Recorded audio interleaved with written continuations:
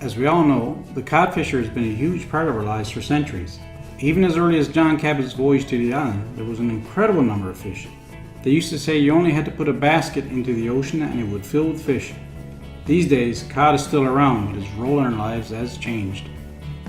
The fisheries is not just about the fishers or the fish, but our communities as well. It's important for our jobs, our history, our identity, and it's a huge economic and social driver for the people of our province. But with everything that's gone wrong in the past and the potential return of the cod, we really do need to ReCODnect. For hundreds of years, fishing was all we knew. It was our way of life.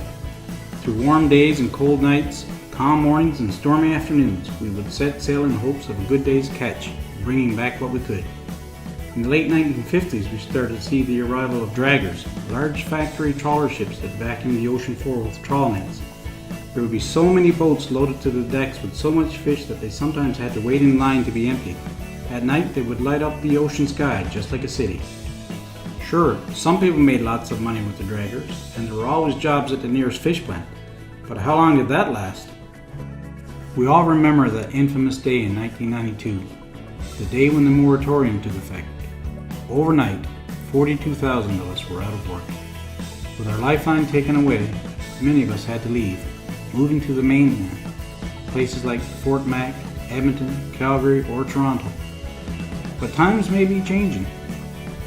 With the cod stocks now reaching their highest point since 1992, maybe this time we should think about things a little differently. This time we need to think about fishing sustainably. A fishery that's more than just about fish, something that will benefit our communities. But what could that look like? What should it look like? Sustainable fishing would put our people first and ensure profits are invested to build diverse communities. Maybe it could create well-paying careers and job security. But what is a sustainable fishery? It's a fishery that takes social and cultural considerations into account along with the fish stock. A new type of community-based fishing that pays attention to ethics, ensuring there will be cod to catch for generations to come. Wouldn't it be nice if Newfoundland and Labrador was known for having the most sustainable fishery in the world? Imagine. Yes, boy, that'd be some good. So where should we start? One initiative is the Small-Scale Fisheries Guidelines, which Canada adopted last year. They identify guiding principles for stakeholders and government that ensure small-scale fisheries are socially, ecologically, and economically sustainable for our outports. Sure, these guidelines are an international initiative, but we could just adjust them in a way that benefits Newfoundland and Labrador. If we are going to support our communities, shouldn't we be putting more emphasis on learning the best ways to get the most from our resources? Let's supply top quality products that will benefit the fishers and everyone else involved in bringing fish to the dinner table. There are companies like From the Wharf that are providing high quality products. From the Wharf promotes a personal relationship between the seller and buyer, meaning that you get to know the fishers that are catching your fish. What's great about it is that sales go directly back into our community and the fish are sustainably harvested.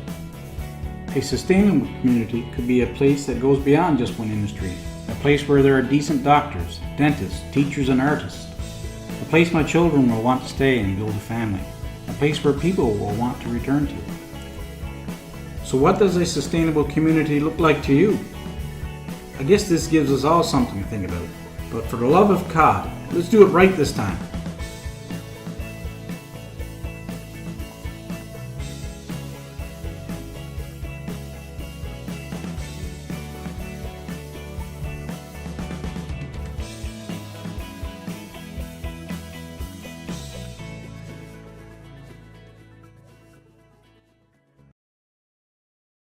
Created using PowToon.